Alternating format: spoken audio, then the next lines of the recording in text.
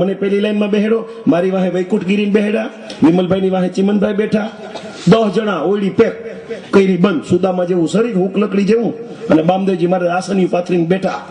યોગની પ્રેક્ટિસ શરૂ કરાવી. આંખું બંધ કરો, ઊંડો શ્વાસ લ્યો, છોડો, ઊંડો શ્વાસ લ્યો, છોડો. આવી રીતે 15-20 વખત કર્યું. મારો વાહો ભીનો થઈ ગયો. આમ વૈકુંઠગીરી સામે જોઈને પછી હાથ નહીં તો વાહો આખો સેડા સેડા. આ ભાઈની જૂની શરદી તેદી તૂટી,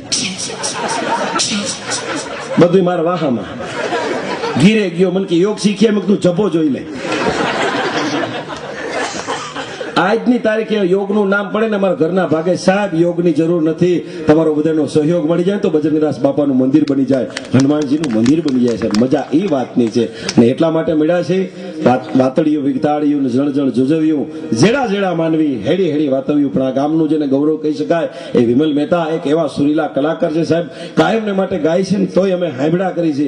એની સુરની તાકાત, એની સંગીતની સમજણ, અને અમે વીઆઈપી વિદેશોમાં અમે બધે ફેર્યા છે, બોમ્બેમાં અમારા ડાયરા થાય. પણ વિમલ મહેતાની ગાયકીમાં એક મજા છે, એને જે ગીત ગાવા હોય ગાય, પણ મારી એક ફરમાઈશ એમાં રહે, તાકતે રહેતે તુજકો સાંજ સવારે. એ આપણે એના મોઢેથી સાંભળવું. તો વધુ સમય નહીં લેતા જોરદાર તાળીના ગડગડાટથી બતાવો વિમલભાઈ મહેતા.